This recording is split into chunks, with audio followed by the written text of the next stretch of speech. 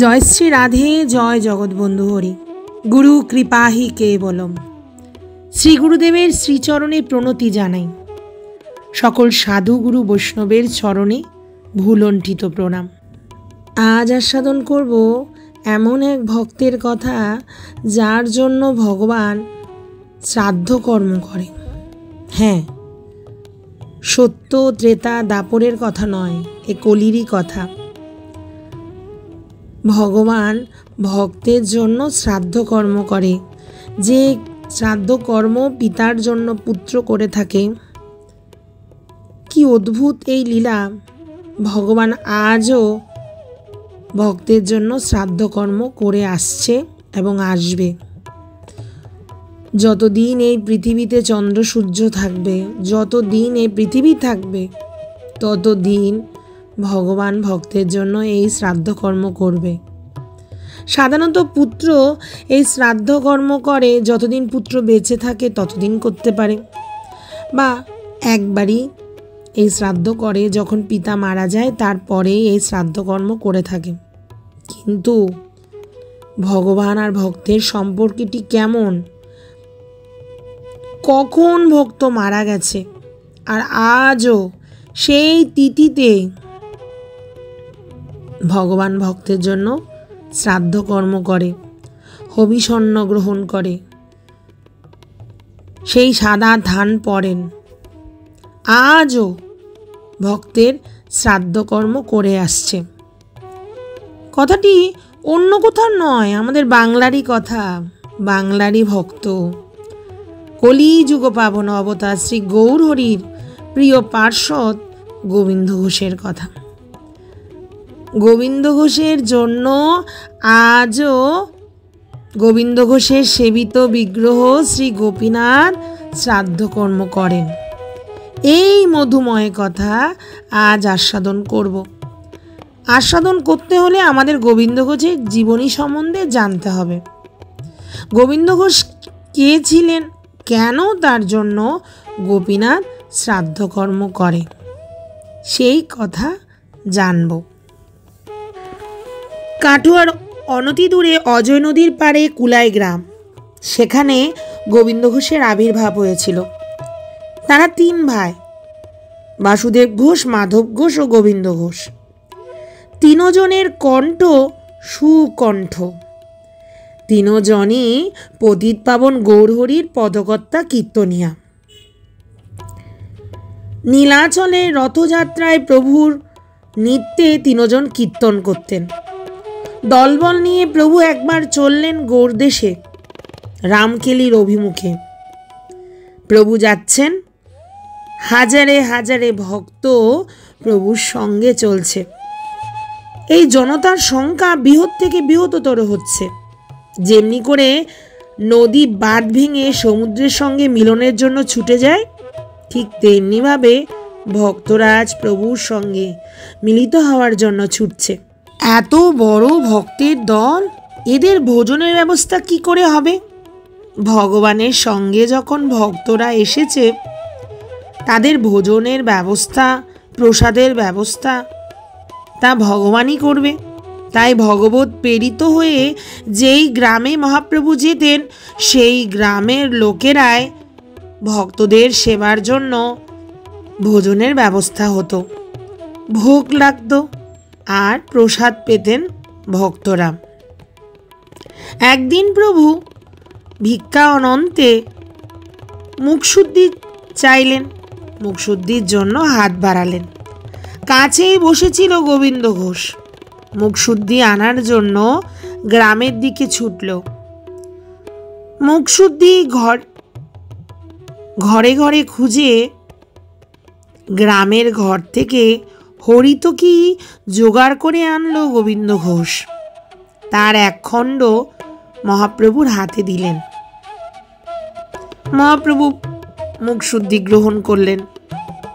যথারীতি পরের দিন ভক্ত সঙ্গে মহাপ্রভু অগ্রদ্বীপে এসে পৌঁছালেন। ঠিক গতদিনের মতো ভিক্ষার অন্তে ভোজনের পর মহাপ্রভু মুখশুদ্ধির জন্য গোবিন্দের দিকে হাত বাড়ালেন। গোবিন্দ ঘোষ গতদিনের হরিতকির একটা খণ্ড নিজের কাছে রেখে দিয়েছিলেন। সেই হরিতকির খণ্ড তুলে দিলেন প্রভুর হাতে।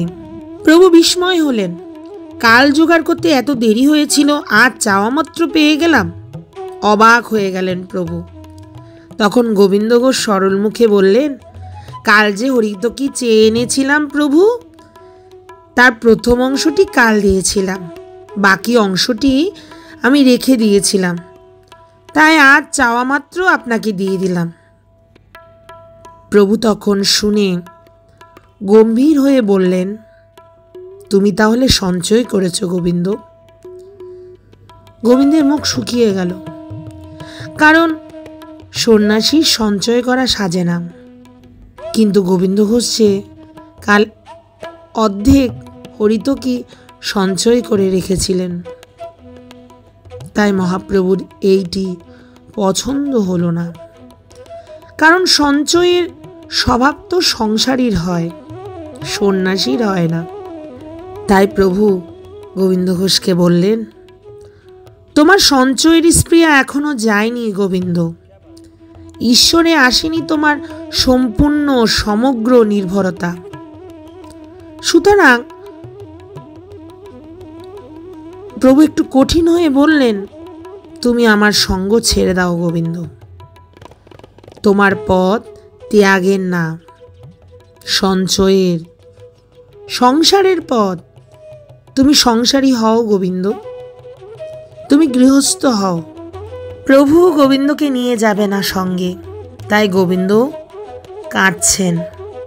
প্রভু বললেন, গোবিন্দ তুমি অগ্রদ্বীপে থাকো, তুমি কেঁদো না। তোমাকে দিয়ে আমার অসাধ্য সাধন কার্য আছে।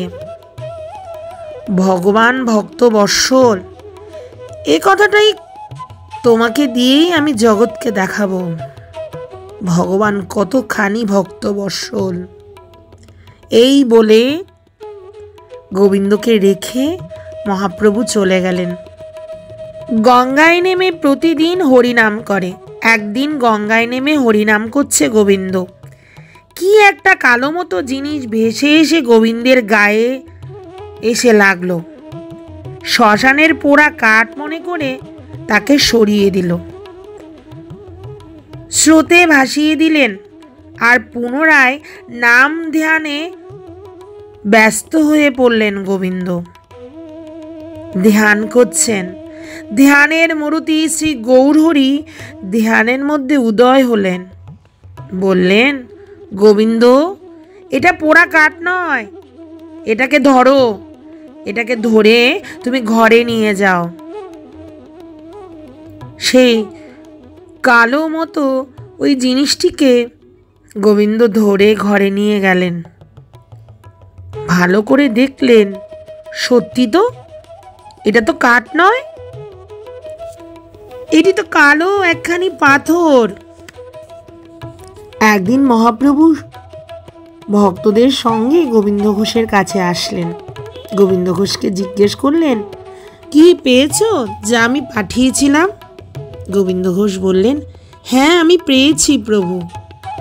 প্রভু বললেন, ওই পাথরটি দিয়ে একটি বিগ্রহ স্থাপন করো। ভাস্কর আনা হলো। সেই কালো পাথর দিয়ে খুব সুন্দর শ্রীমূর্তি নির্মিত হলো।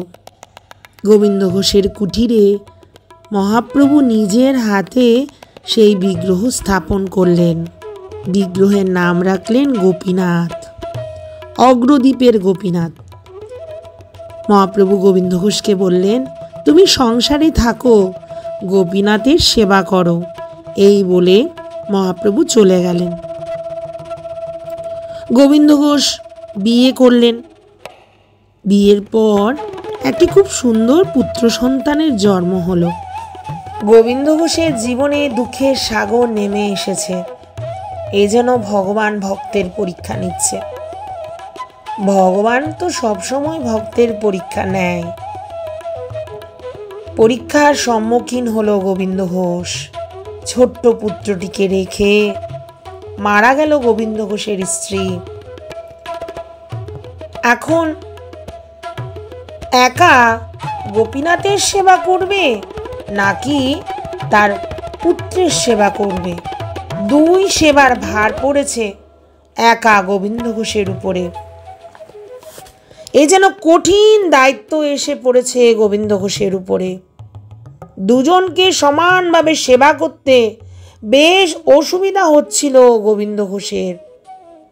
কখনো গোপীনাথকে দুঃখ দিয়ে ছেলের সেবা করে, কখনো ছেলেকে দুঃখ দিয়ে গোপীনাথের সেবা করে। কে গোপীনাথ কে ছেলে বুঝে উঠতে পারছিল না। এমন করেই কঠিন পরিস্থিতির মধ্যে দিন যেতে লাগলো। 5 বছর যখন বয়স হলো ছেলেটির, সেই ছেলেটি মারা গেল। গোপীনাথের সামনে হত্যা দিয়ে পড়ে আছেন গোবিন্দ ঘোষ। শোকে পাগল হয়ে গেল গোবিন্দ। দিবানিশি ঠাকুরকে ডাকছেন আর বলছেন, ঠাকুর, আমি তোমার কত সেবা করি, তুমি এই প্রতিফল দিলে? না না, আমি এ জীবন আর রাখবো না। এই বলে বিগ্রহের সামনে বসে হাহাকার করে কাঁদছেন গোবিন্দ ঘোষ। পুত্র শোকে যেন পাগল হয়ে গেলেন। গোপীনাথের সেবা নেই, স্নান নেই, আহার নেই, কিচ্ছু নেই। গোপীনাথকে রাগ করে বলছেন, থাকো তুমি উপোস করে, দেখি কে তোমাকে খেতে দেয়। বেশ কিছুদিন কেটে গেছে। হঠাৎ করে একদিন গোপীনাথ গোবিন্দ ঘোষকে বললেন, বাবা, ও বাবা, আমার খুব তেষ্টা লেগেছে, গলা শুকিয়ে গেল, এক ফোঁটা জল দেবে না?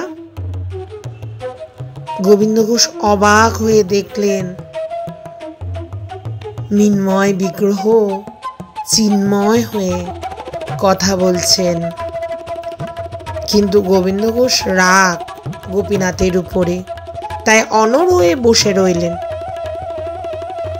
গোপীনাথ বলছেন, বাবা, তোমার কি দয়া মায়া নেই? একটা নিরহ ছেলেকে তুমি না খেয়ে রাখবে এইভাবে? গোবিন্দ ঘোষ বলে উঠলেন, ছেলে? কে ছেলে? আমার ছেলে কোথায়? গোপীনাথ বললেন, দৈব একটা ছেলে মরে গেল, আর একটা ছেলেকে তুমি মেরে ফেলতে বসলে। তখন গোবিন্দ ঘোষ অবাক হয়ে জিজ্ঞেস করলেন, তুমি আমার ছেলে? তুমি যদি আমার ছেলে হও, তাহলে আমার আরেকটা ছেলেকে কেমন করে মেরে ফেললে? তুমি আমাকে কেন পুত্র শোক দিলে? আমার বুকটা খালি করে দিলে। আমার বুকটা খালি করে আমার ছেলেকে কেন নিয়ে গেলে? তুমি কেন শোক করছো বাবা? এক ছেলে গেছে তো কি হয়েছে? আমি তো আছি, আমি তো তোমার ছেলে, আমি তো তোমার কাছে আছি। তখন গোবিন্দ ঘোষ আর্তনাদ করে বললেন, আমার ছেলে থাকলে আমার কত কাজ করত, তুমি কি সে কাজ করতে? গোপীনাথ বললেন, বলো না কি কাজ করতে হবে, আমি অবশ্যই করব। তখন গোবিন্দ ঘোষ বললেন, আমি মরে গেলে তুমি কি আমার শ্রাদ্ধ করবে? এ কথা শুনে গোপীনাথ বললেন, নিশ্চয়ই করব, তুমি আমার বাবা, আমি তোমার পুত্র, তোমার আদেশ কি করে আমি অমান্য করব? আমি অবশ্যই তোমার শ্রাদ্ধ করব। গোপীনাথ আশ্বাস দিলেন গোবিন্দ ঘোষকে। একথা দাপর ত্রেতা সত্যযুগের কথা নয়, এ কথা কলিযুগের কথা। কলিযুগে এই বাংলার বুকে গোবিন্দ ঘোষকে কথা দিলেন গোপীনাথ, গোবিন্দ ঘোষ মারা গেলে অবশ্যই তার শ্রাদ্ধ করবেন। জাগতিক জগতের পিতারা মারা গেলে পুত্ররা শ্রাদ্ধকর্ম একবার করে, সারা জীবন তো করে না। গোপীনাথ যতদিন থাকবে ততদিন ভক্ত গোবিন্দ ঘোষের শ্রাদ্ধ করবেন। গোবিন্দ ঘোষ দেহ রাখলেন। যেই দেহ রেখেছে গোবিন্দ ঘোষের বেদনায় বিগ্রহ গোপীনাথের পদ্মচক্ষু থেকে বিন্দু বিন্দু অশ্রু ঝরতে লাগলো। ভক্তের জন্য ভগবান কাঁদছেন। বিন্দু বিন্দু অশ্রু গোপীনাথের পদ্মচক্ষু পদ্মলোচন থেকে অশ্রু ঝরতে লাগলো। পিতার মৃত্যুতে ছেলে আজ শোকাহত হবে না? তিনি তো পাষাণ না, গোপীনাথ তো পাষাণ না, তাই গোপীনাথ কাঁদছেন। গোপীনাথ নতুন সেবায়িতকে স্বপ্ন দেখালো। গোপীনাথ স্বপ্নে বললেন, গোবিন্দ ঘোষ আমার পিতা, আমি 1 মাস অশৌচ পালন করব, হবিষণ্য খাব, আমাকে স্নান করিয়ে কাছা পরিয়ে দাও। আমি আমার পিতার কাছে প্রতিজ্ঞাবদ্ধ হয়েছি, আমি তার শ্রাদ্ধ করব, পিণ্ড দেব নিজের হাতে, সব ব্যবস্থাপনা করো। স্বপ্নের কথা সকলকে বললেন সেবায়িত। গোবিন্দ ঘোষের শ্রাদ্ধ বাসরে সে কি ভিড়! গোপীনাথকে কাছা পরিয়ে আনা হলো সবাই। আনন্দের কোলাহল পড়ে গেল চারিদিকে। নিজের হাতে গোপীনাথ গোবিন্দ ঘোষের পিণ্ড দিল। একেই বলে ভগবানের ভক্ত বাৎসল্যতা। ভগবান ভক্ত বাৎসল্য কতখানি তা শুধু গ্রন্থ বা পুস্তকে পড়লে হবে না, তা যেন সাক্ষাৎ প্রমাণ করে দিলেন গোবিন্দ ঘোষ আর গোপীনাথ। নিজের ছেলে বেঁচে থাকলে সে ক বছর শ্রাদ্ধ করত। গোপীনাথের মতো যে ছেলে, সে যতদিন এই পৃথিবীতে গোপীনাথের শ্রীবিগ্রহ থাকবে ততদিন এই গোবিন্দ ঘোষের শ্রাদ্ধ হবে। আজও সেই শ্রাদ্ধের দিন, আজও গোপীনাথ ভক্তের জন্য শ্রাদ্ধ কর্ম করে। প্রতি বছর চৈত্র মাসের কৃষ্ণা একাদশীতে গোপীনাথ অগ্রদ্বীপে গোবিন্দের শ্রাদ্ধ পিণ্ডদান করে আসছে।